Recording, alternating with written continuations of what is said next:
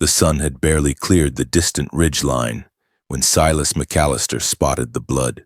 Crimson drops, vivid against the pale dust, trailed along the edge of his barn and led straight to the water well. Silas had lived on this stretch of Texas land for over a decade. He'd seen cougars, coyotes, even the occasional wounded buck wander close to water. But this blood wasn't animal. The pattern, the color, it told a different story. He followed it slowly, his rifle held steady in both hands, boots crunching softly across the dry soil. Rounding the corner, he stopped cold.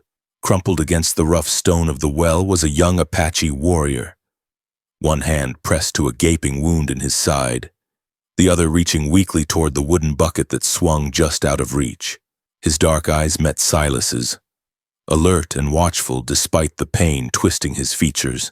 The year was 1847, and every man within 50 miles would have told Silas exactly what to do: shoot first, bury the body, and speak of it to no one.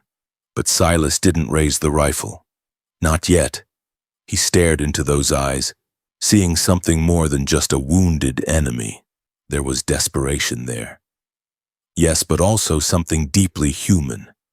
It wasn't the look of a savage ready to strike. It was thirst, raw and consuming. Silas remembered the drought of 43, remembered going 3 days without water, and thinking his lungs would catch fire from the dryness. That same thirst stared back at him now. The Apache tried to speak.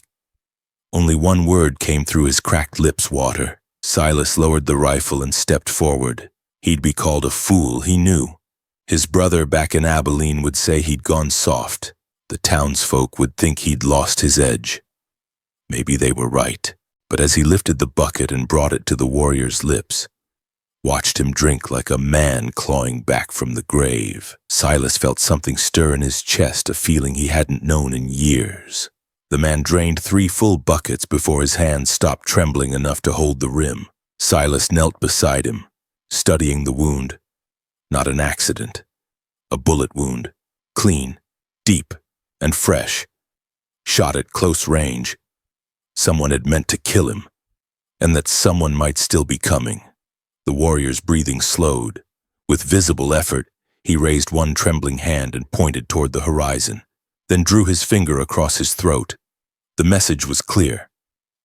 Danger was on its way. Silas stood quickly, eyes scanning the open land.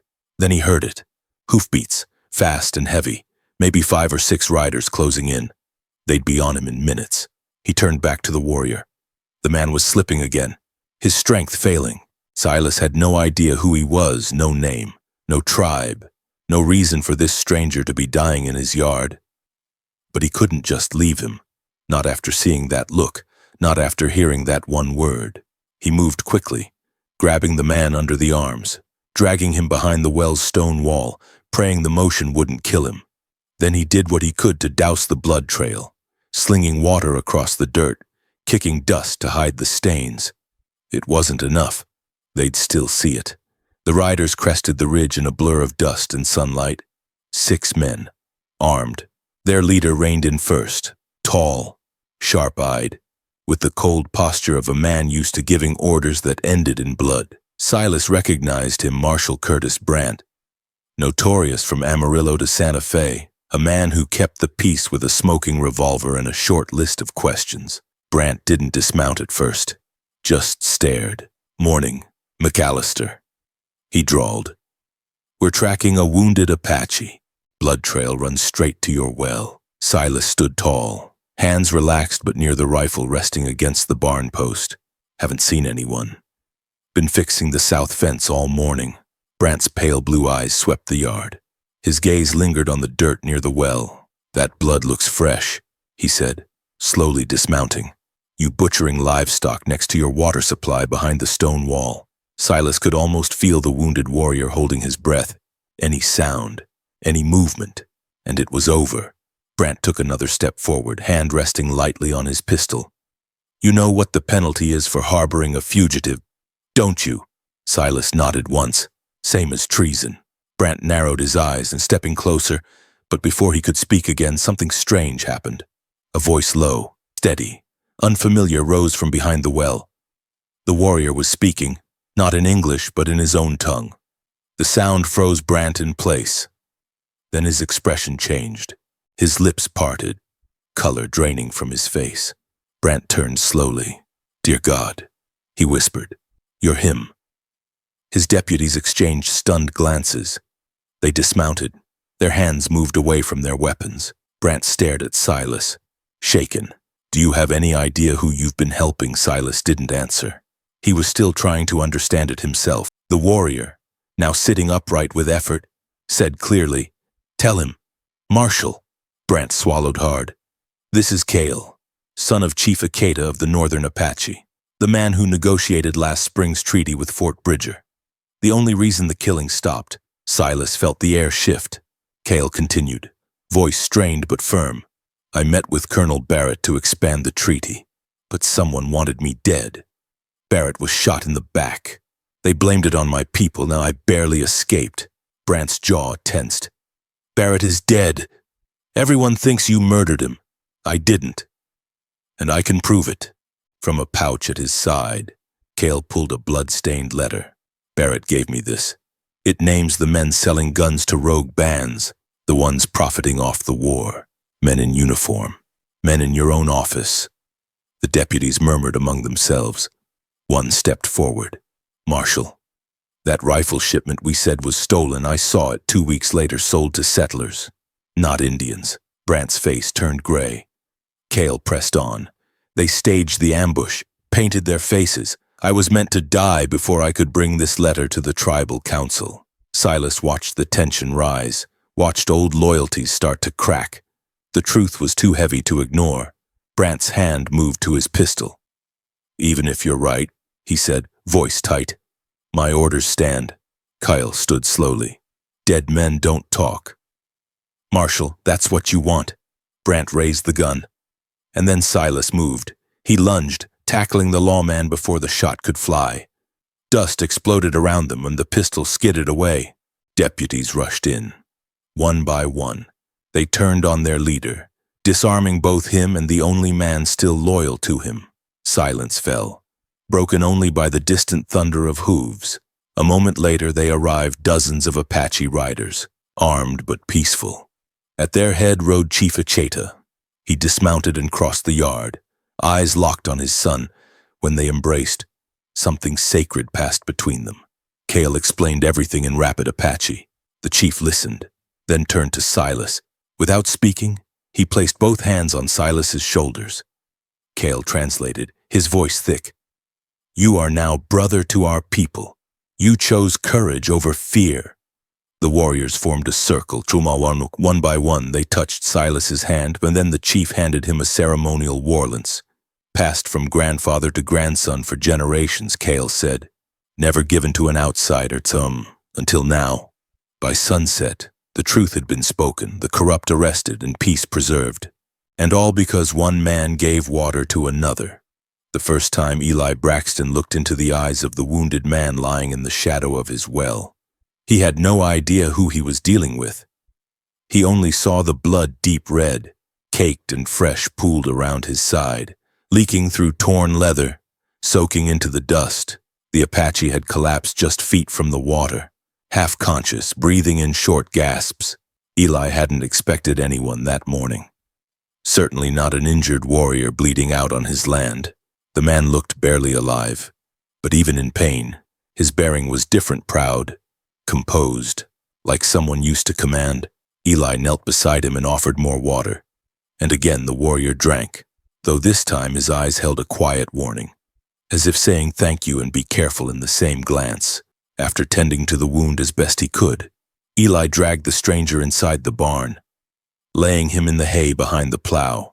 A few hours later, the man finally spoke, voice raspy but fluent in English. "You shouldn't have helped me," he said. Eli raised a brow. "You looked like you needed help." The warrior nodded slowly, then said, "I'm not who you think I am." Eli didn't respond, just waited. The man swallowed hard and added, "My name is Ayana. I'm the son of Takakota, chief of the Southern Mescals. I was the one sent to broker peace." Eli's breath caught in his chest. He had heard the stories of a young Apache who spoke the white man's tongue with fluency and wisdom, who had spent 3 winters living among missionaries, who had traveled between forts and tribal lands to bring an end to the bloodshed that had taken so many lives on both sides. That Ayana was here, half dead on his property, changed everything. Ayana continued, voice low and urgent. They're coming, not to arrest me, to kill me. They already think they have proof. They say I murdered Colonel Halpern at Fort Redstone. Eli frowned. You didn't. Ayana's eyes turned hard. I sat with him at supper the night he died. He gave me the treaty himself, signed and sealed. I left before midnight. The next morning, he was found shot in the back. My knife was placed beside the body, the colonel's blood on it. He shook his head bitterly. It was planted. Eli exhaled slowly, piecing it together. Someone wants the war to start again. Ayana nodded. The treaty would have ended certain. Profits, the gun runners, the rail interests, even some in uniform, they benefit from chaos. With me dead and the colonel framed as my victim, it justifies bloodshed. Outside, Eli heard the crunch of wagon wheels and the sound of hooves. He moved to the barn door and peeked out. A cloud of dust rose in the distance. Riders were coming. Ayana closed his eyes. If I'm caught here, you'll be seen as a traitor. They won't ask questions. Eli grabbed his rifle and shut the barn door. Then we better get our story straight. 10 minutes later, 4 riders appeared at the gate, led by a man in a long duster coat, spurs gleaming, revolver slung loose at his hip. It was Deputy Marshal Ryland Shaw, a name Eli had heard before. Shaw had a reputation for being efficient and unmerciful. He climbed off his horse with casual confidence and walked straight up to Eli's porch. Morning. Braxton, Shaw said, eyes narrowing slightly. We're looking for a fugitive. Apache man. About 6 feet. Lean build. Wounded. You seen anyone? Eli kept his expression blank. Saw a cougar this morning. That Count Shaw didn't smile. He signaled to one of his men, who dismounted and began circling the barn. Eli's hands tensed around the coffee cup he held. But he stayed calm. Got livestock in there. Spook them and I'll hold you responsible for every bruised flank. Shaw tilted his head. You wouldn't be harboring anyone, would you? Eli, I tell you if I was... Eli replied, I've got enough trouble keeping coyotes off my hens. Just then, a faint noise carried from inside the barn, a shift of hay or perhaps the groan of a settling board. Shaw's eyes sharpened, and he nodded to another deputy. They stepped toward the barn. Eli's pulse quickened. If they found Ayana now, there'd be no chance to explain, no time for truth. But the barn door opened before they reached it, and Ayana stood there, upright, pale but firm. His shirt was stained with blood, his left hand pressed to his side. The look on Shaw's face twisted into something almost like delight. Well, didn't expect you to make it this far. Ayana said nothing. Instead, he reached into his vest and withdrew a bundle of folded papers, marked with an official seal. These are Colonel Halpern's orders, he said evenly. His signature, his seal, the treaty draft, and this, he held up another page, is a letter he gave me before I left. It names 3 men, 2 officers. 1 civilian as participants in a scheme to restart conflict by undermining peace talks. You're not in it, Shaw, but one of your superiors is, which makes you either a pawn or an accomplice. Shaw's jaw clenched. The deputies looked uncertain now. Eli could see it, how their hands hovered between holsters in hesitation. The truth was throwing cracks into the narrative they'd been fed. One of the deputies, a younger man with a crooked nose and sunburnt skin, asked quietly. He got any proof? Ayana tossed the sealed letter to him. The deputy opened it, scanned the contents, and his face paled. This is real, he muttered. It's signed by the colonel himself. Shaw stepped forward. That don't change the fact he was at the fort the night the colonel died, and left alive, with the colonel's blessing. Ayana shot back. I was set up. You're here to silence me. Eli stepped between them. He's telling the truth. And if you kill him, every Apache from here to the Arizona line will believe it was murder. You'll start the war they're trying to stop." Shaw's eyes flicked toward his men. Doubt had taken root. One deputy holstered his weapon. Another looked away.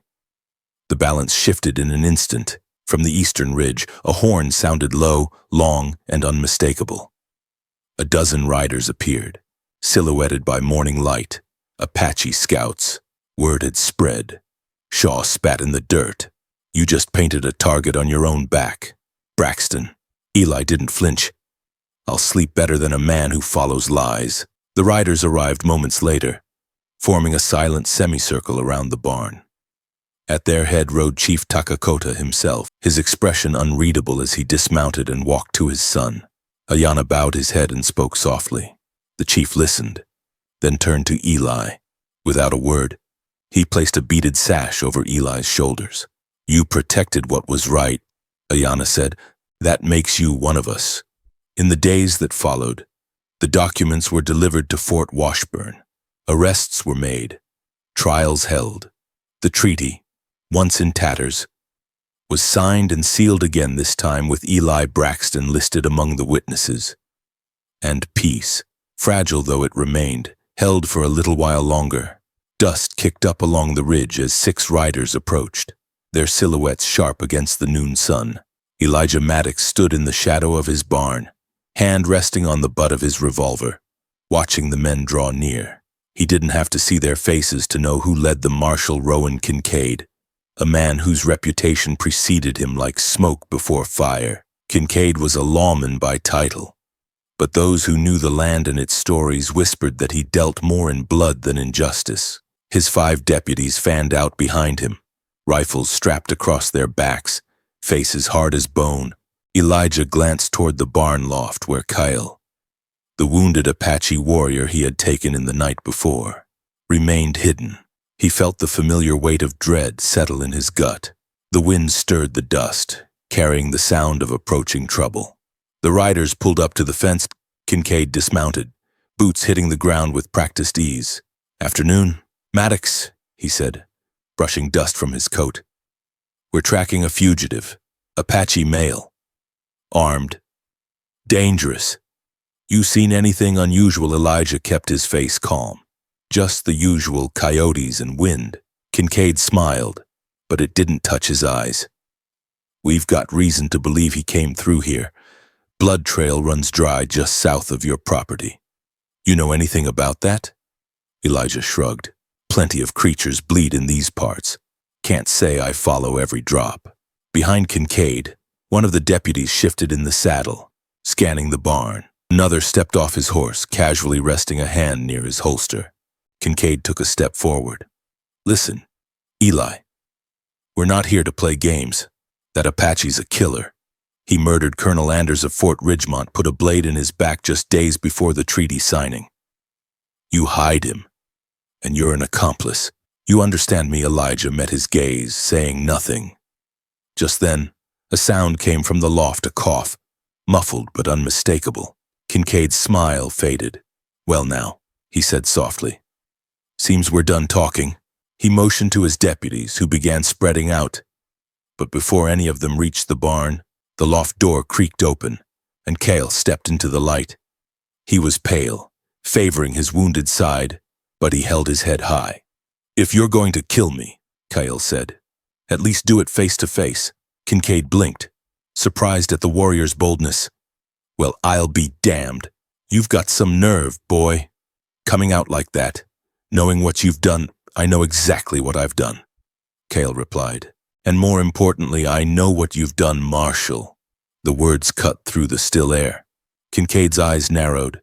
"Excuse me, you framed me," Cale said, voice steady. "You and the men you work for. You killed Colonel Anders. He discovered your Operation Gun Running. Weapons sold to both sides, fueling conflict for profit. He planned to expose you at the Treaty Council." Kincaid's face remained unreadable, but Elijah noticed the twitch in his jaw. Cale pulled a leather pouch from his belt and tossed it toward Elijah, who caught it and opened it. Inside were several documents, sealed with the colonel's insignia, letters, Inventory logs. Names, evidence. Colonel Anders gave me those hours before he was killed, Cale said. He wanted me to bring them to the tribal council. He knew time was short. Kincaid's smile returned. But now it was darker. You think a few scraps of paper are going to change anything? You think these men, he gestured to his deputies, are going to turn on me? They're loyal. We've seen war. We've bled together. Kyle took a breath, then nodded toward the youngest deputy, Beck. If Elijah remembered right. Did you bleed with him when he sold rifles to the Comancheros out of Las Cruces? Because Colonel Anders wrote his name too. Beck stiffened. That's a lie. Is it? Cale's voice sharpened. You were in Las Cruces the night before the fort raid. You left tracks. You were seen. You were paid. The others looked at Beck, who said nothing. His silence heavier than any confession. Kincaid drew his pistol. This is over. Elijah moved faster than thought. His hand gripped the rifle leaning by the porch, and in one smooth motion, he brought it up and pointed it squarely at Kincaid. Put it down. Rowan, he said, you fire that pistol, and you'll be answering to more than the Apache. Kincaid didn't lower his weapon. You siding with him. Eli, I'm siding with the truth, and right now you're standing on the wrong side of it. One of the other deputies stepped back, uncertain. Another reached for Cale's pouch and began flipping through the documents. His face changed as he read. Marshal, he said slowly. These signatures, they're real. Kincaid turned to face him. You question me, I'm questioning what you've done. The deputy replied. If the colonel wrote this, we've got a problem. Kincaid's hand tightened on the trigger, but he never pulled it. Cale stepped forward, ignoring the pain in his side. You started this war with lies. I came for peace, and you made me a scapegoat. Kincaid looked around, saw the shifting expressions, the doubts. His control was slipping. You think you can walk away from this? Apache, no, Cale said. But you won't walk away either. The shot never came. Beck moved first, drawing his own weapon and aiming it squarely at the marshal. Drop it, sir, he said, voice shaking. I won't be part of this. Kincaid stared at him, eyes burning with betrayal. But one by one, the other deputies followed suit. Guns lowered, eyes turned. The circle of loyalty around the marshal crumbled like dry leaves in the wind. Kincaid finally dropped his pistol.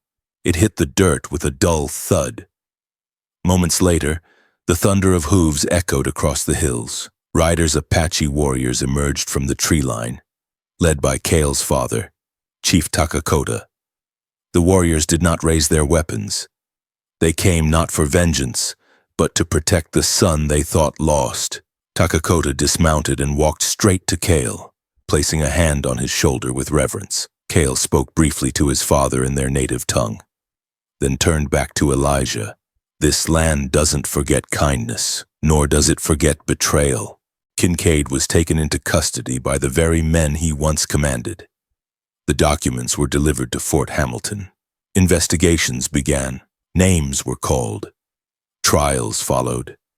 And peace, the kind signed with ink and protected by courage, was allowed to breathe again. Elijah watched it all unfold, knowing it had started with a simple choice. One wounded man, one drink of water, and the courage to stand in front of a lie when the truth had no voice. The heat hung heavy over the ranch, pressing down on every surface like a weight that refused to lift. The barn smelled of dust and dried blood, and the air inside was thick with tension. Jace Callahan stood by the open doorway, sweat running down his back, his eyes fixed on the figures slowly encroaching across his yard. 6 men, armed, ready. At the center of them was Marshal Rowan Kincaid, flanked by his deputies, their hands close to their holsters, eyes trained on the barn where Cale, the wounded Apache, was still leaning weakly against a hay bale. Jace had helped the young man hours earlier, when he'd found him near death at the edge of the well. But now the consequences of that decision stood before him. Rifles at the ready, each breath hanging in a moment that could snap into violence at any second. The sun was almost directly overhead, casting short, sharp shadows across the dirt, giving everything a brittle clarity. The air itself seemed to hum with the weight of unspoken threats. Marshal Kincaid took a step forward, his boots crunching in the dirt. "Let's not drag this out," he called. "Turn the Apache over, Callahan. Let's all get home in one piece." Jace didn't answer right away. He felt Cale move behind him, slow and unsteady but standing now. The young man's hand was pressed to his bandaged side, but his chin was lifted with resolve. He had said very little since the marshal's arrival, not out of fear, but calculation. Every word now had the weight of consequence. Cale stepped into the doorway beside Jace, standing just inside the shade. The deputy's hands tensed. Kincaid's jaw tightened. "You've got a lot of nerve showing your face," the marshal said coldly. "If you think you're walking away from this, you're wrong." "I never expected to walk away," Cale replied evenly. "But I won't let your lies define my people." Kincaid gave a short, sharp nod. Two of his men raised their rifles slightly. "You've got 5 seconds to surrender before this turns bloody," he said. Cale didn't move. His eyes scanned the sky briefly, then closed. Then, softly. So softly at first Jace wasn't sure what he was hearing. Cale began to sing. It was low and rhythmic, the sound ancient, vibrating through the dust and heat like the whisper of the earth itself. The melody rose and fell like wind through pine needles, words shaped by centuries of history and prayer. It wasn't loud, but it filled the space. It quieted the breath in Jace's lungs. It made the men outside hesitate, as if uncertain whether they should be listening or acting. Kincaid scowled.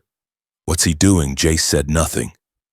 He didn't know the words, but he recognized the gravity. This wasn't a song of defiance, it was a song of connection, of calling. Cale's voice grew slightly louder, no longer for those in the barn, but for something beyond it. The melody shifted into something more urgent, still beautiful, but now threaded with sorrow and strength. The marshals stiffened. One of them, a veteran with a scar across his cheek, whispered to Kincaid, "He's calling them." Kincaid turned sharply. "What, it's a signal," the deputy said. "Old stories say they use songs like this to call warriors. You hear it from a canyon. You don't ride toward it, you prepare for what's coming." Kincaid's face darkened. He's bluffing. But even as he said it, the wind changed. It wasn't much, just a sudden shift in the dry air, but it carried a new scent: horse sweat, leather, dust stirred from fast hooves. A sound followed, distant and low, the unmistakable thunder of horses, many of them, approaching from the hills behind the ranch. Kincaid's expression faltered. He glanced behind him, toward the ridgeline. There, like shadows emerging from the earth, shapes began to appear, first 5, then a dozen, then more. Apache riders, dozens, spears, rifles, long dark hair trailing in the wind. They didn't charge. They didn't shout. They simply arrived, silent and still, forming a crescent that arched behind the lawmen and closed in around the barn. The earth seemed to hold its breath. Cale finished the song. Jace looked out at the faces now encircling his ranch. Most of them were unreadable, but their posture was clear: protect, not provoke. Among them rode an older man with deep-set eyes and a carved expression of calm power, Chief Dakota. Cale's father dismounted without a word and walked forward until he stood a few paces behind the lawman. Kincaid turned slowly. "This is your idea of peace," he snapped. "Surrounding us." Chief Dakota didn't speak at first. Then, in fluent English, he said, "We came for truth, not blood. But if blood is forced upon us again, we are not without it to give." Cale took a few steps out from the barn, steadying himself with one hand on the doorframe. "I sang because the truth needed witnesses."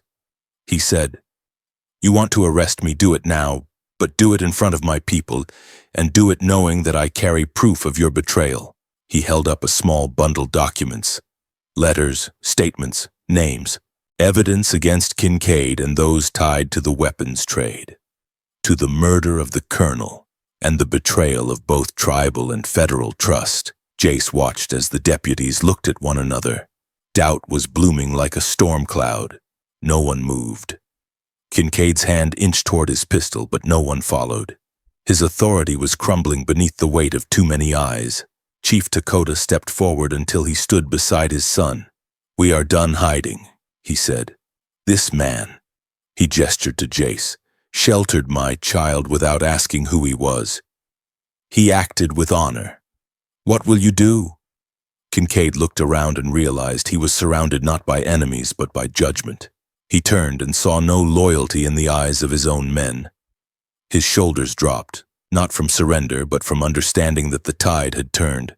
Cale turned to Jace and spoke softly. "You stood between bullets and a stranger. I won't forget that." Jace nodded, heart still pounding. He hadn't meant to be a part of any war, but somehow he'd stood in the middle of one and chosen not to run. The moment passed. The song had ended, but its echo lingered in every breath of wind, in the stillness of the warriors, in the silent awe of the men who had come ready to shoot and now stood without a single bullet fired. Peace, for now, had been sung into the dust. As the last haunting note of the song faded into the dry August air, Jace Callahan could feel the earth itself start to hum beneath his boots. It was faint at first, more of a suggestion than a sound, but it grew steadily. Like thunder caught in the bones of the land, the lawmen outside shifted nervously, hands near their weapons, eyes darting to the ridge behind the ranch. Even Marshal Kincaid, who just moments earlier had worn the mask of unshakable authority, now turned toward the distant hills with unease bleeding into his expression. Then they appeared. First it was 3 riders, then 10, then more Apache warriors streaming over the rise in a wave of silence, the kind that carried power far heavier than war cries. They rode in formation, not wild or reckless, but with discipline and purpose. Dust trailed behind their horses like smoke, and the afternoon sun threw long shadows ahead of them, making them seem larger than life. Spears gleamed at their sides, rifles across their backs, feathers and beadwork catching the light. Within moments, they surrounded the ranch not in a circle of siege, but in one of protection. Jace glanced at Cale, who stood upright despite the pain in his side. The young Apache's face was calm, not surprised. He had known they would come, not because he'd summoned them with his song, though the melody had carried a message, but because they had already been watching, waiting, prepared for this very moment. Their presence wasn't a threat. It was a statement. Chief Dakota rode at the head of the group, his face carved from stone, his eyes clear and piercing. As he dismounted, the other warriors held their positions. They didn't shout. They didn't raise their weapons. They simply waited. Kincaid turned slowly to face them, his earlier bravado dulled by the reality now closing in around him. "This isn't how treaties are enforced," he muttered, more to himself than anyone else. "This is intimidation." Chief Dakota approached without hesitation, stopping a few paces in front of his son. For a long moment, he said nothing, only studying Cale's face, the bandages, the exhaustion. Then he turned toward Jace. "You gave shelter to my son," he said, voice deep and resonant, accented but fluent. Without knowing who he was, without asking for reward. Why, Jace didn't answer right away. He looked out at the silent rows of warriors, then back at the chief. "Because he was bleeding," he said finally. "Because I had water and he didn't." The chief held his gaze, and something unreadable passed between them, a kind of mutual understanding forged without words. Dakota nodded once, then turned to his son. "You are safe now," he said in their native tongue. Cale nodded but didn't move. Instead, he raised the packet of documents he had shown Kincaid earlier, holding them high for all to see. "This," he said, loud enough to carry across the ranch, "is the reason they came to kill me.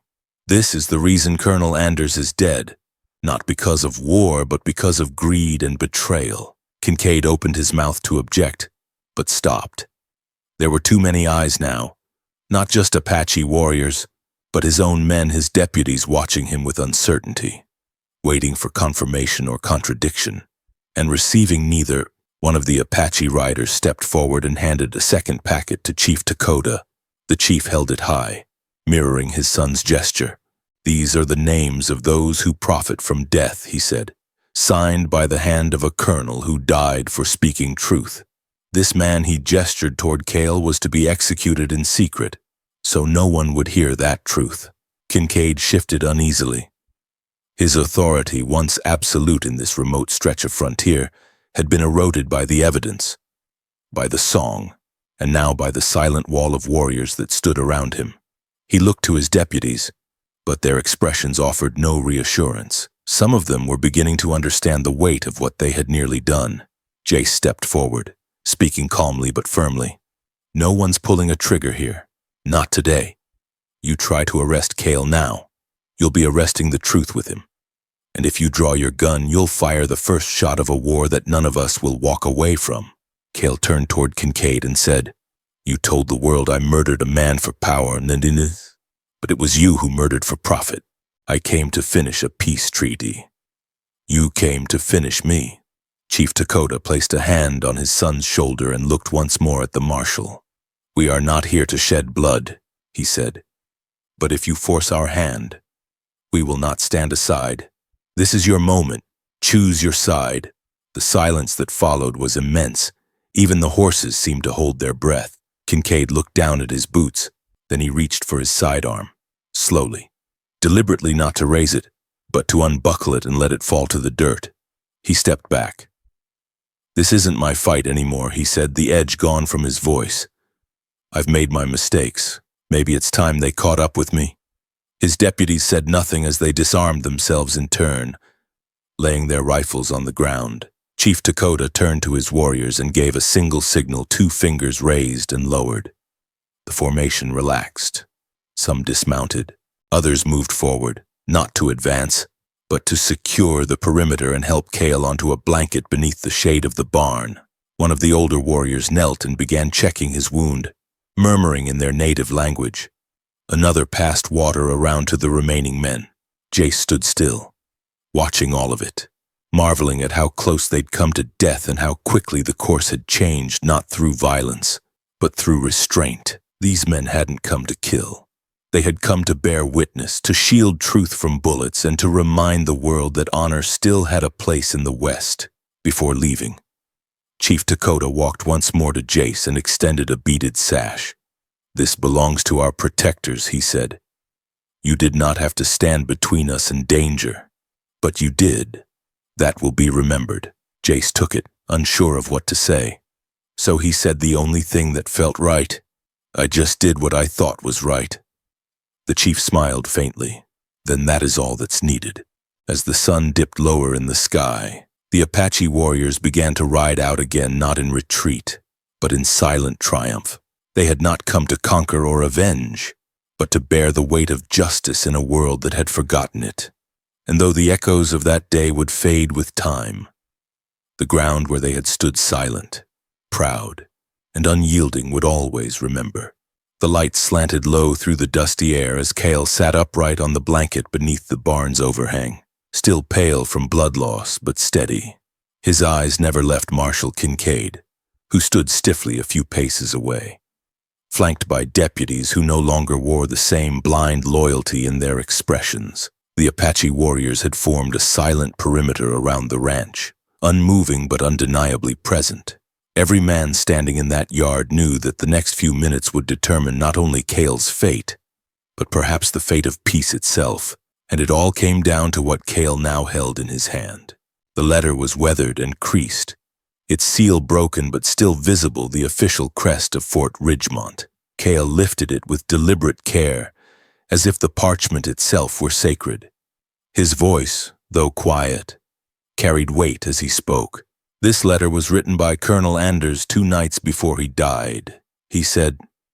"He gave it to me himself after we finalized the new terms of the treaty. He feared he wouldn't live long enough to speak these truths aloud, so he wrote them down, not for the army, not for a court, but for any soul brave enough to see what was coming and stop it." Jace stood near the barn, rifle still cradled loosely in his arms. He watched the deputies closely. Most looked uncertain. eyes flicking between Cale, the letter, and Kincaid. Only one man seemed to inch forward, Deputy Ellis, the youngest of the group, face pale but focused. The others held back, unwilling to move but clearly struggling. Kyle opened the letter and began to read.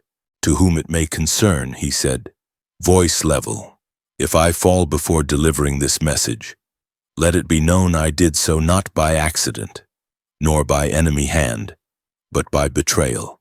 The peace we have worked so hard to build is being sold off by men who wear the same uniforms as I do. Some wear badges and others wear polished boots and sit in offices far from the blood they trade. These men have created false reports. They have sold weapons to both sides. They have ordered ambushes to incite violence. They believe war is more profitable than peace." Cale paused. The stillness around him deepened. Even the horses had gone quiet. "I name them now Colonel Rufus Merrick, formerly of the Quartermaster's Division, Captain J. L. Sims of Fort Harrison, and Marshal Rowan Kincaid." All heads turned toward Kincaid. The marshal's expression didn't change right away, but Jace saw the flicker of something break in his eyes. It was a crack, not yet collapse, but a shuddering fracture beneath the surface of a man who had ruled by certainty. "That's a forgery," Kincaid growled. "You expect anyone here to believe you or your papers?" Cale met his gaze. "You already know the words are true. That's why you came with your gun ready. Not to arrest me, but to silence me." Deputy Ellis looked down, then stepped forward. "Marshal, when we stopped near Dry Creek 2 nights ago, I saw you burn something in your saddlebag. You said it was trash, but it looked like a uniform report. Sealed." Kincaid turned sharply. "You questioning me now?" Ellis hesitated. "I'm saying I should have asked then. And I'm asking now." Another Deputy Cooper, an older man with years in his boots, stepped up beside Ellis. "That name Sims," he said. "I remember him. We were stationed in Harrison for 6 weeks. There was a lot of cargo moving in and out that never got logged. I thought it was just bad paperwork. But now, it lines up." Cale handed the letter to Jace, who stepped forward and offered it to the deputies. Cooper took it, reading slowly, eyes narrowing as he scanned the details. "It mentions the shipment we lost last spring," he said. "Said it never went missing, just got rerouted. Sold to a rogue militia outside El Paso." Kincaid's voice turned cold. "You gonna stand here and take the word of a dying Apache over your own, Marshal?" Cooper looked up from the letter. "I'm taking the word of a U.S. Colonel. Your name's on this, Rowan, signed and sealed before he was shot in the back." Kincaid took a step backward. His hand hovered near his revolver, but no one moved to follow. His deputies, all 5, stood still, no longer flanking him. They weren't drawing on him, but they weren't with him anymore. Jace moved to Cale's side, steadying him. The young warrior's breath was labored, but his voice remained calm. "The truth doesn't need weapons," he said. "It only needs the courage to be spoken aloud." Deputy Ellis turned to Kincaid. "You said we were riding out to stop a killer, but all we've done is protect a lie." Kincaid's jaw clenched. "You've never had to make the kind of choices I've made," he barked. "You think peace is free. You think any of this happens without men getting their hands dirty." He looked around, desperate now. "Your children. You don't understand what's required to keep the frontier in check." Cooper's voice was low but firm. "Then maybe it's time men like you stop calling the shots." For a moment, it looked like Kincaid might reach for his gun, but something in him gave out instead. His shoulders slumped. The power that had kept men following him for years now dissipated like dust on the wind. He looked at Cale one last time, and for the first time, there was no contempt in his eyes, only exhaustion. He let his hand drop away from the holster. Ellis stepped forward and took the marshal's sidearm. Cooper removed the badge from Kincaid's chest and handed it to Cale. "This should have protected you," he said. "Instead, it almost killed you." Cale accepted it silently, holding the silver star for a moment before setting it down in the dirt. The Apache warriors who had remained still throughout it all now began to move, not to attack. but to approach their leader. They came with solemn respect, forming a quiet procession behind Cale. Chief Dakota stepped forward, placing a hand on his son's back. "You did not run," he said. "You stood, and the truth stood with you." Cale looked at the deputies, then at Jace. "So did he," he said quietly. Dakota turned to Jace. "You brought light into a dark place," he said, "and now it will spread." Jace didn't speak. He simply nodded, overwhelmed by the weight of what had just unfolded.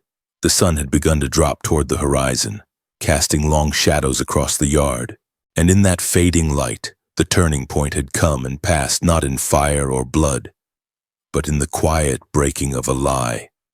The truth had been carried by a wounded man, handed from voice to voice, heart to heart, until even those meant to stop it could no longer pretend they didn't see. And from that moment forward, the West would remember. The light had faded to a deep amber, streaking across the plains in long ribbons that stretched toward the mountains. The barn stood quiet now, the wind rustling through the dry grass and whispering over the backs of horses still saddled but unmoving.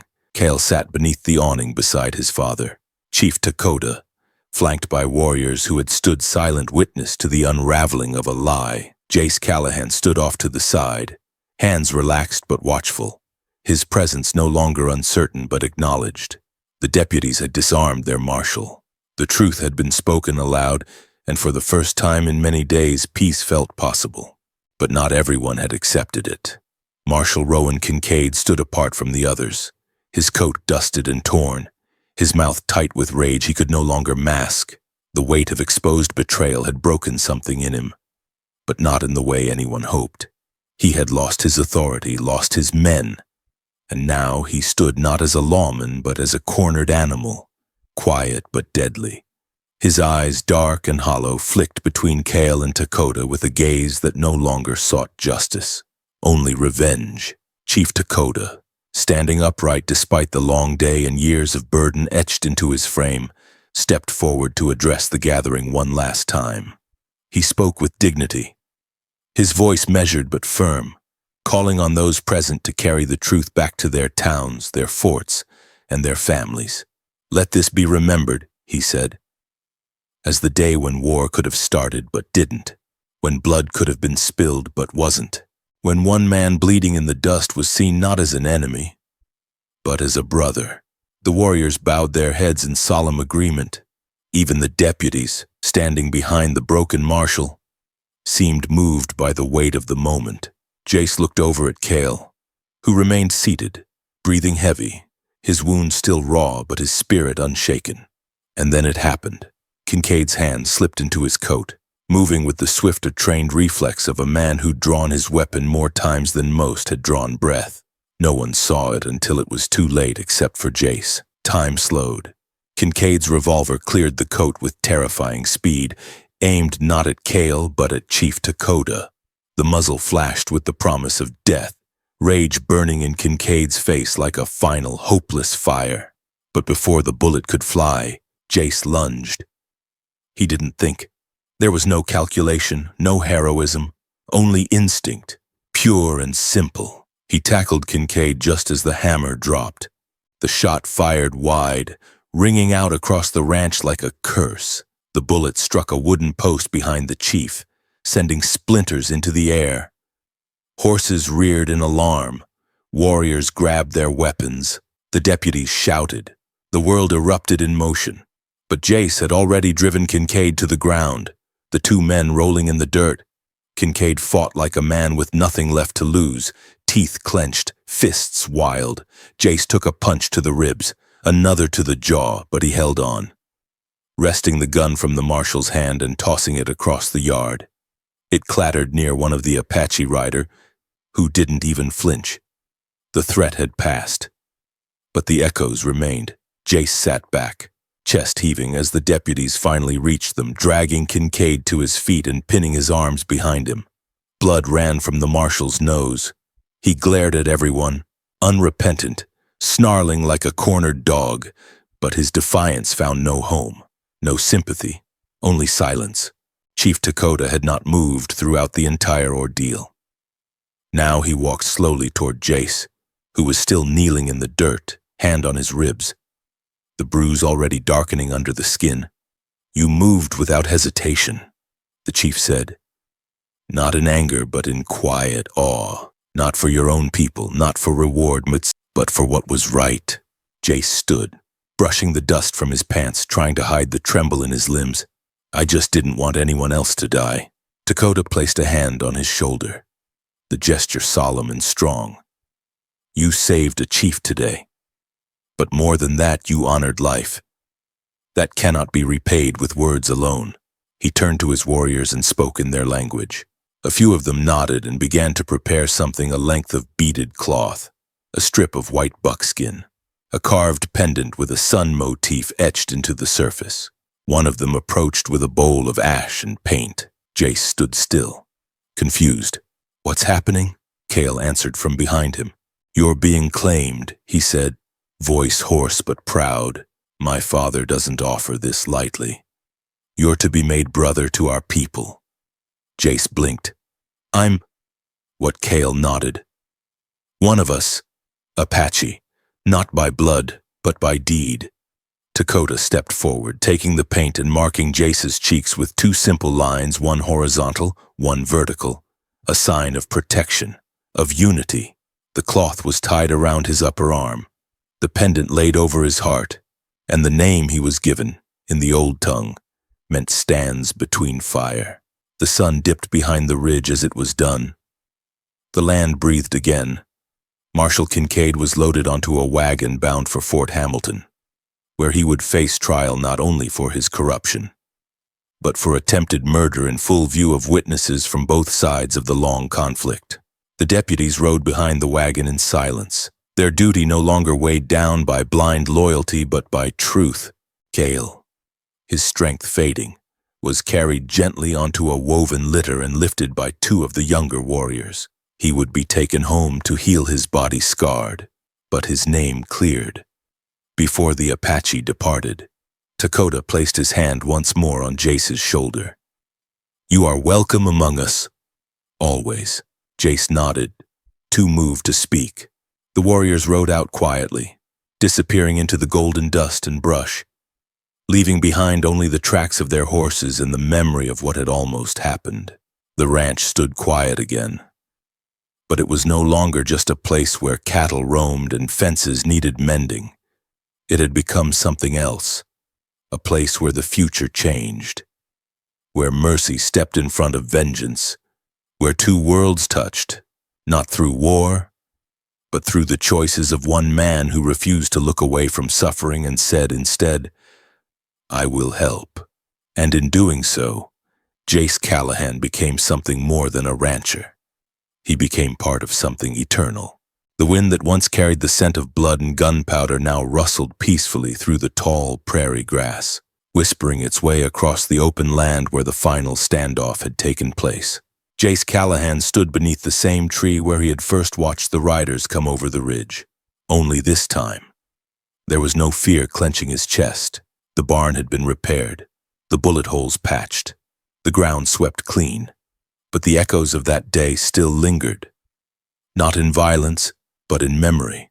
What had begun with a single wounded man by a well had spread like wildfire across the territories, changing lives far beyond the borders of the ranch. Word of what happened traveled faster than anyone expected. The documents Kale had carried, the signed confession of Colonel Anders, the names, the proof of gun running and betrayal were taken to Fort Hamilton by Deputy Ellis and several others who had once followed Marshal Kincaid. There, under oath, they testified to what they had seen, to the forged orders, the stolen weapons, and the attempted assassination of Chief Dakota. The military tribunal didn't waste time. Kincaid was stripped of his title, found guilty of treason, conspiracy, and attempted murder. He never raised his head as the verdict was read. Captain Sims and Colonel Merrick were brought in weeks later, dragged out of hiding by soldiers who no longer turned a blind eye. Their arrests marked the beginning of a sweep through the western forts, cleansing the ranks of those who had profited from the division between native tribes and settlers. Where once there had been silence, there was now testimony, Where once there was denial, now there was acknowledgement. And through it all, Kyle's name was cleared.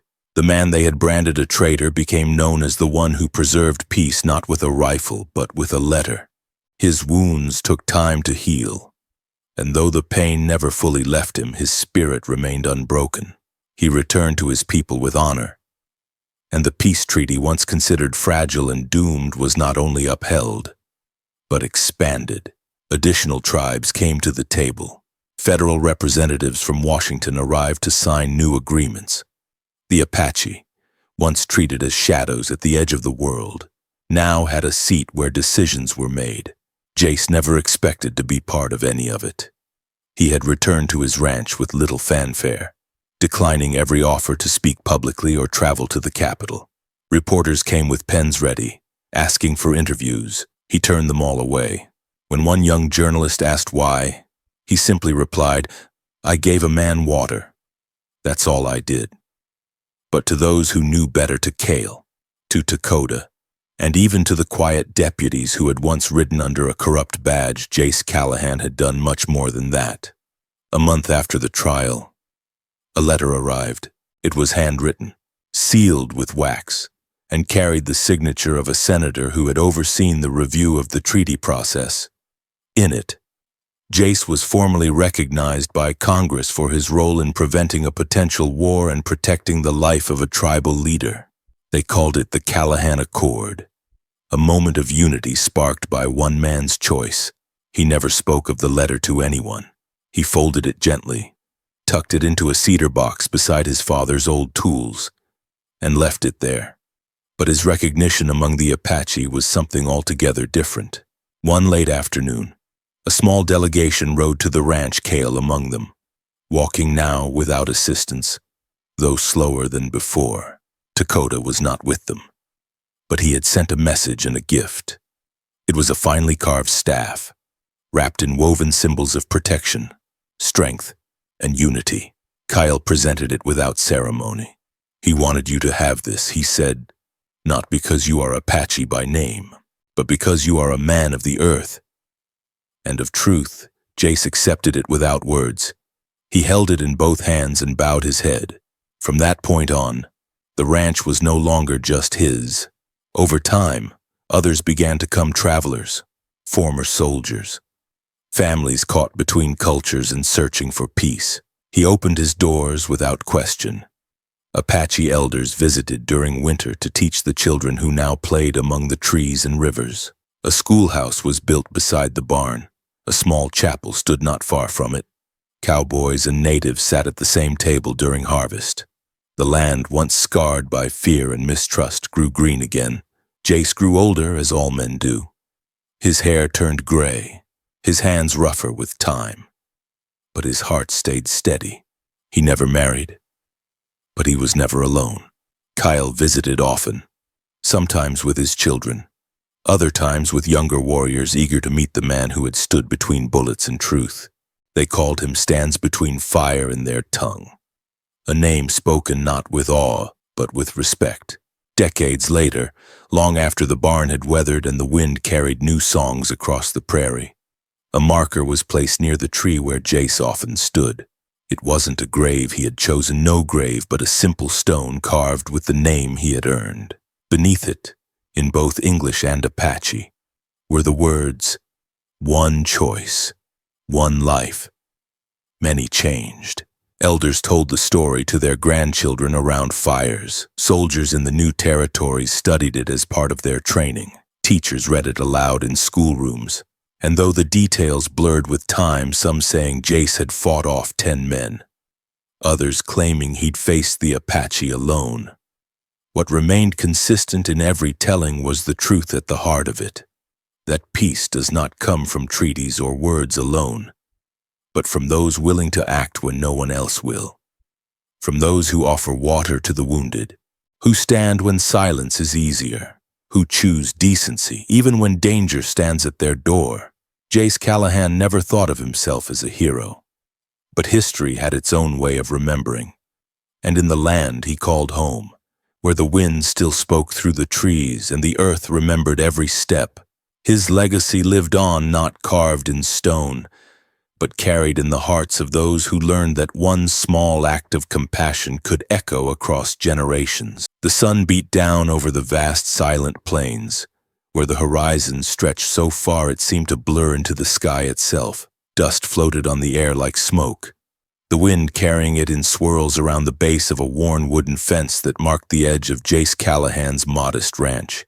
He stood there alone on that fateful morning, his hat low against the glare, his boots caked with dried mud, a bucket of water in hand.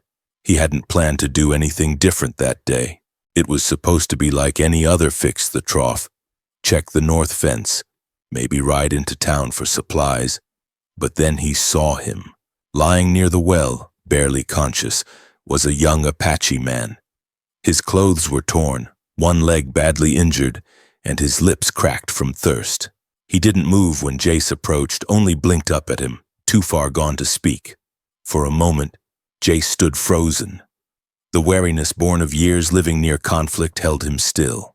He didn't know who this man was or what danger might follow if he helped. The scars of mistrust ran deep between settlers and tribes. But then he saw the empty canteen at the stranger's side, the blood on his pants, the faint tremble of his fingers. Whatever this man had done or hadn't done, he was dying. Jace didn't hesitate longer. He stepped forward, knelt beside him, and held the bucket to his lips. The man drank greedily at first, then slowed. He looked up at Jace with eyes not of an enemy, but of someone who had seen too much pain. Jace didn't speak. He didn't need to. He lifted the man carefully and carried him to the barn, laying him on a bed of hay and cleaning the wound with water and strips of linen torn from an old shirt. The stranger winced but never cried out. He offered only a quiet nod of thanks before drifting into sleep. That one act, offering water to a wounded man, set into motion a chain of events no one could have predicted, because the man wasn't just anyone. His name was Cale, and he was the son of Chief Dakota, a respected leader among the Apache, and more than that, the lead envoy in a peace treaty that had been years in the making. Cale had been ambushed, accused falsely of killing a colonel, his attackers hoping to derail the treaty and spark another war that would benefit corrupt men in power. He had escaped with his life barely intact and stumbled blindly toward the nearest water source, which happened to be Jace's well. When the law arrived the next day, they came not with questions but with guns. 6 men led by Marshal Kincaid, rifles drawn, demanding Cale be turned over. Jace stood between them in the barn, uncertain what he was protecting at first, only knowing that the man inside hadn't threatened him, hadn't spoken a word of anger, only suffered in silence. When Cale emerged and began to speak, the truth came pouring out. He had documents, names, proof of betrayal by men in uniform and authority who sought to profit from renewed bloodshed. The marshal was one of them. With weapons raised and tension mounting, Kyle sang, a haunting, rhythmic song from deep within his heritage. It carried across the field like wind through pine, and within minutes, the hills behind the ranch came alive with riders. Dozens of Apache warriors arrived, not with battle cries but with quiet purpose, forming a wall not of war but of protection. They didn't come to fight. They came because they trusted Cale's voice, because one of their own had called for justice, not revenge. As the truth unfolded and the letter Cale carried was read aloud, signed by the murdered colonel, naming names and warning of conspiracy, the deputies began to question everything they'd been told. They lowered their guns, some of them stepped away from Kincaid entirely. The balance of power shifted not with a bullet, but with understanding.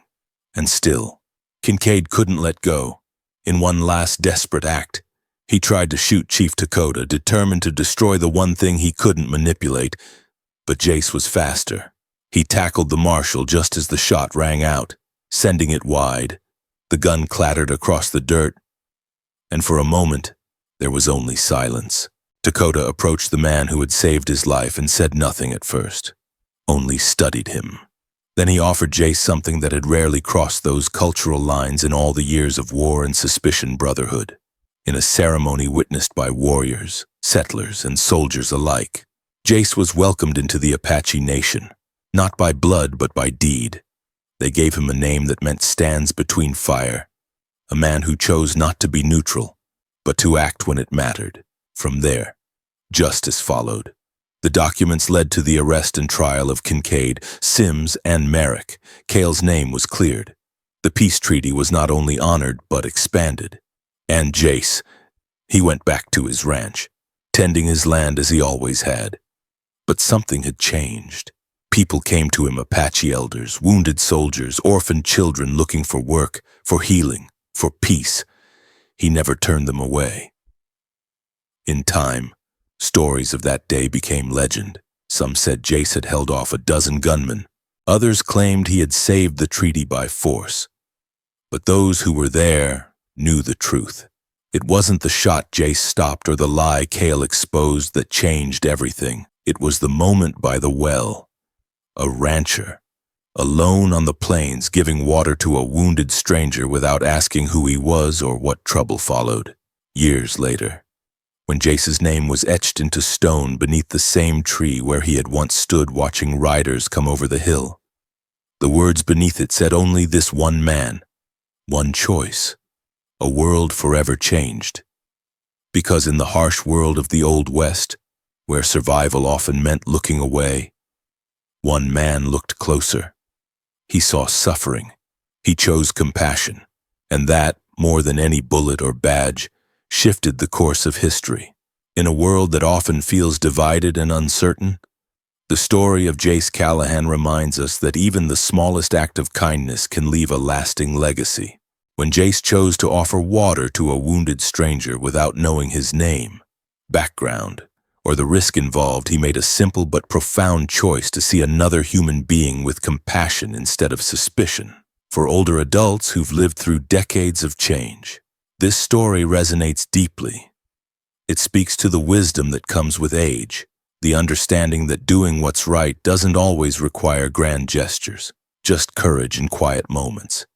In our everyday lives, whether it's helping a neighbor, standing up for someone in need, or choosing empathy over judgment, we carry the power to influence others and even shift the course of a community. As we grow older, our example becomes our legacy. Jace's story reminds us that legacy isn't built on status or wealth, but on decency, courage, and the choices we make when no one is watching. No matter our age, we still have the ability to shape the world for the better, one compassionate act at a time.